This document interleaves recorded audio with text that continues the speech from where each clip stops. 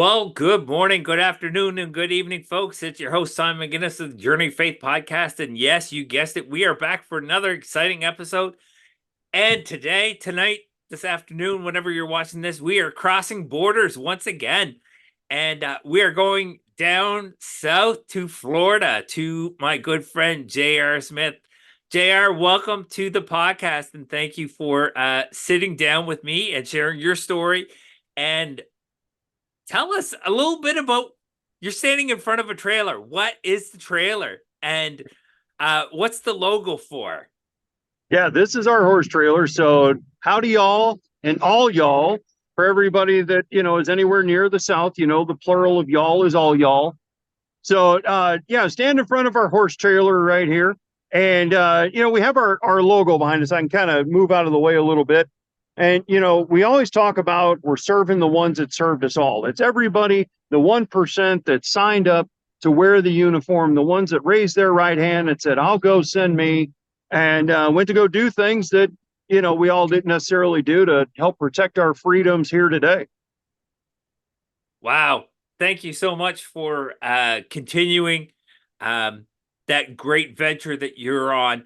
JR, you and I met through a mutual friend of ours, Stacy Stockford, and the Giver marketing realm of people. And I'm so thankful that Stacy and Tim Morgan and that whole group connected you and I. And I want to say thank you from the bottom of my heart, especially for myself being a fellow veteran. I want to thank you and your organization for what you're doing in the U.S. And I also know that you have connected with another one of my mutual friends, Sergeant Mike Rude from the Rude Awakening tour, and his quest to talk about the controversial drug mefloquine. And there's many other veterans organizations out there. So once again, thank you for what you and your troop of volunteers and advocates are doing, especially down south of the border. And there's many great Canadian veterans resources. So where can people find out more about the Veterans Ranch if they want to get involved?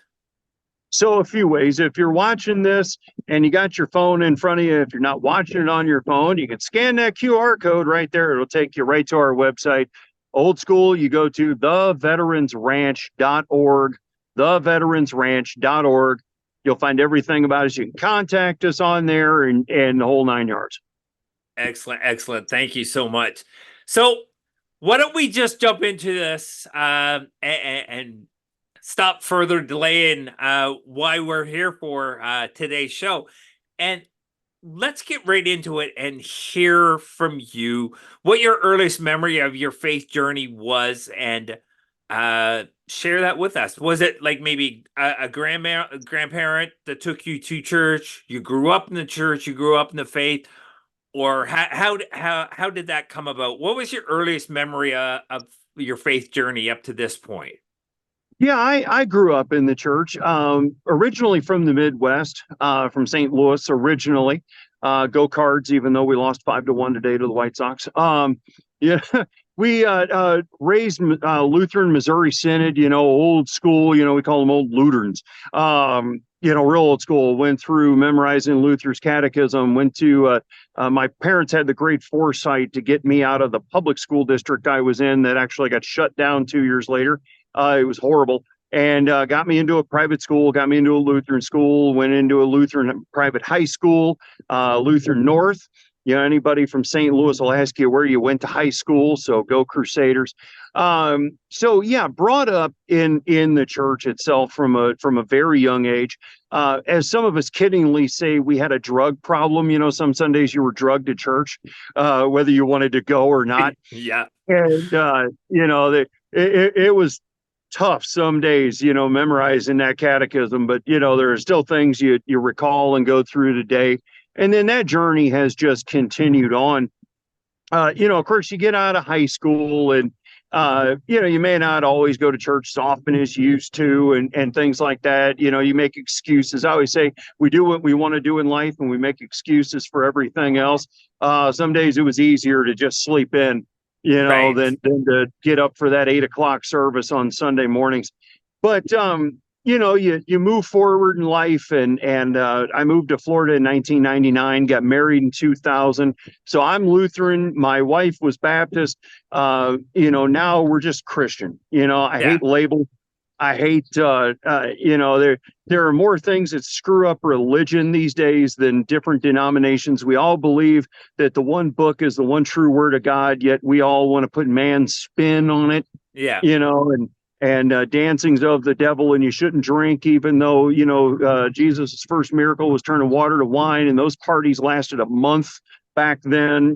So I mean, there's a whole lot of stuff we get into, but my journey, really, I get a lot of I call them aha moments. It's really more of a they're Holy Spirit moments. My grant writer calls them divine downloads. I really love that term. And I get a lot of things where all of a sudden something's said on a TV show, or I'm in the middle of a conversation with somebody, and you kind of get that, like, okay, you're on the right path. You've been here before, or this is the direction you're supposed Right. to be going. And I've had that since I was a kid. Didn't understand it then. I'm 51 now, so I tend to understand it, more now. But you never know when it's going to happen, and it's always an amazing thing. That's why we always, if you look at our logo there, you see, the cross is smack in the middle of it. Right. We are a faith-based organization. We always admit, though, that kind of like the line from the song "Still in Saigon" by Charlie Daniels. He said, "One minute I kneel down and pray, the next I stand and curse." There's one perfect man that walked this earth in the last few thousand years. It sure wasn't this guy. Right. But God and Christ Jesus guides everything we do every single day in our mission here to help these veterans and their families and Gold Star families. Excellent. Excellent. Thank you. And moving on, is there a significant individual that came into your life, JR, or maybe a Bible verse or a Bible character that when you encountered this person or the Bible verse or the Bible character that basically set a spark off in you and you were like, man, I need some more of this. I need to really delve into this because this is something interesting for me and I need to I need to learn more about it. It did you have that kind of connection with one of I those don't types of things? Yeah, I don't know if that kind of aha moment has presented itself in my young life, because it's great. At 51, I can call people younger than me kids, but my dad, who's 75, his generation, can still call me kids. I don't know if that's particularly happened yet, but what I would say is that, I read a lot about different people, okay, from within the Bible, and I go, well, if they could, I can. And what I mean is, Peter was a cursing sailor fisherman, right? Turned out to be one of the greats.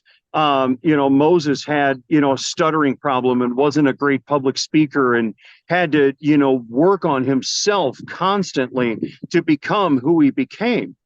And so I would say, from my perspective, I'm always taking what I read and go, okay, how can I apply that to myself, my daily life, or sharing on my journey with others to help them improve myself while I'm constantly working on improving myself through my journey. Kind of a mentor and mentee kind of mentality, right? You always have to reach up to your mentor, but at the same time, you always have to be a mentee and reach back and help pull other people up through their journey. Right. Because it doesn't matter what you've gone through in your life, you can always share something with somebody that helps get them to their next level. And it's the rising tides raise all boats, Yeah. theory. Yeah. So it's hard to believe, but our time's coming very close to the end. But I wanted you to just share one last thing. Like if people just tune into this part and they don't hear the previous part of our show, what would be kind of like a key takeaway or a life lesson that you'd like to share with the listeners that you've experienced up to this point in your journey of faith that you'd like to leave as an encouragement or a way to support people? It's going to sound simple, but just don't quit. Okay. Don't give up. One of the big things that we fight through the Veterans Ranch is the daily veteran suicide rate. You hear the number 22 a day, real number, we're at 44 to 60 a day. Bottom line, one's too many. So let's keep fighting that fight to Yeah. save those men and women. But so don't quit. Don't give up. Somebody needs to know what you know. Somebody needs to learn what you've learned. There's knowledge to pass down. There's somebody who's always got it worse than you. Again, no excuses. I look at things where, I see veterans that have lost both legs, okay, and they're in the gym and they're built like Schwarzenegger, right? And why? Because they haven't quit. They didn't give up. So I have Right. no excuse. I like beer and I like pizza. I used to go to the gym all the time, right? When I was younger, I did competitive bodybuilding. I took second place teen heavyweight, Mr. Missouri, 1991. I had my day with that. So, again, we do what we want to do. We make excuses for everything else. Don't quit. Don't give up. Look for somebody to mentor you. Look for somebody to mentor and always be in the game. Okay. Don't quit. Don't give up. Always, our military say never leave the fight. Always be in the fight. Right. Sometimes you got to lead from the front. Sometimes you got to go back and lead from the middle to pull some people forward up to the front. So just get out there. Don't sit on your couch and be a couch potato. Just, get out there in some networking groups or visit, whatever. Do what you got to do, because I guarantee you'll find somebody you can help and somebody that'll help you, even though you may not have realized you needed it. Exactly. No, I wholeheartedly agree with what you just shared, and I like how you sum it up. That don't quit, folks. Give it your all. You're gonna go through trials, and don't what when you face the mountain, don't quit, because when you get to the top of the mountain, folks, that's where the view gets spectacular. And I've had the grand opportunity to climb a lot of mountains in my time, and yeah, it's been tough going up the mountain. But once you get to the top and the view that you see is absolutely amazing. I remember about 15 years ago, I had the chance to hike up Rogers Pass in the Rocky Mountains, and to look down on what we came up on was just breathtaking. And Yeah. and, it, and then realize that going down the other side of the mountain wasn't as hard as coming up, because the way God made it is that he put a point on the top of that mountain and made it easy to go down into the valley.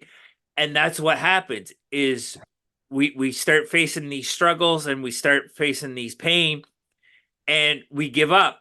But we don't realize that the beauty of it all is when we get to the top, and then we come down, and it gets easy for us on the other side of things. And I think that's where a lot of us veterans are, is that we come down that steep slope, and then we get into easy times, and we sit back and we're like, oh man, this is easy, I can do it. And we get complacent. Everybody gets complacent. Sure. Not just veterans, but every human being gets complacent and says, oh, this is easy.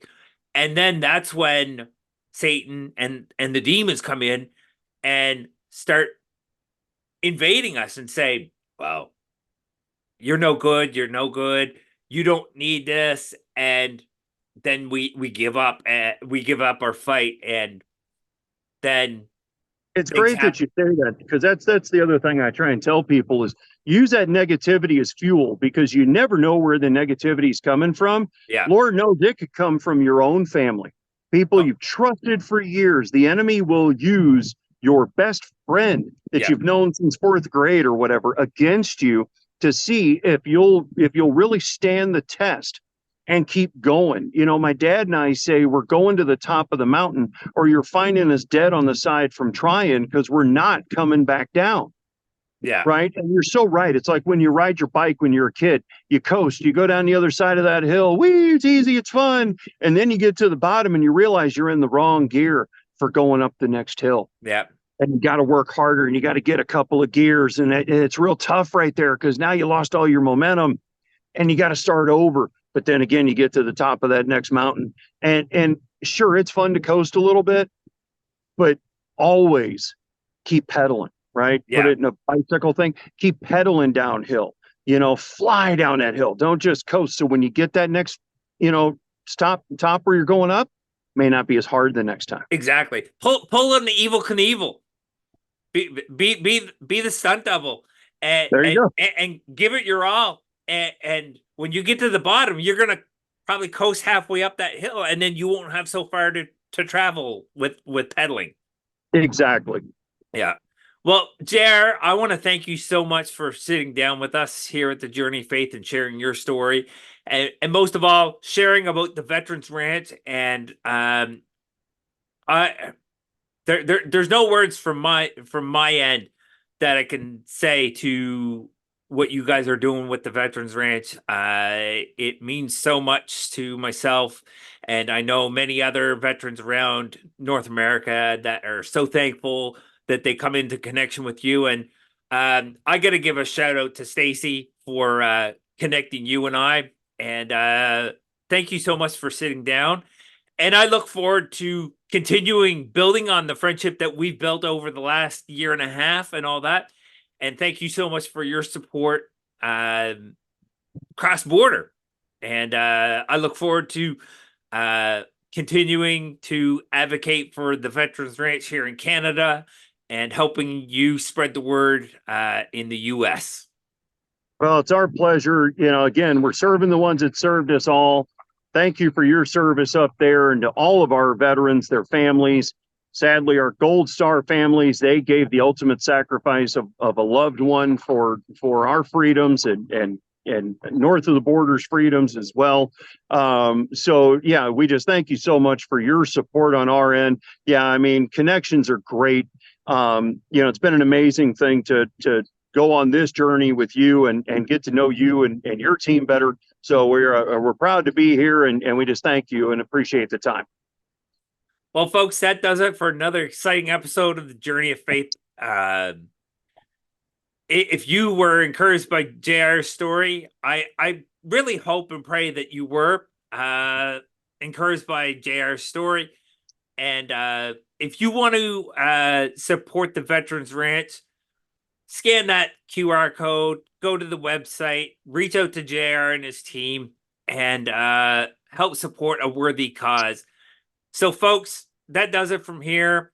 Stay tuned for another exciting episode of the Journey of Faith podcast. God bless everyone. Have a great night. Bye-bye for now.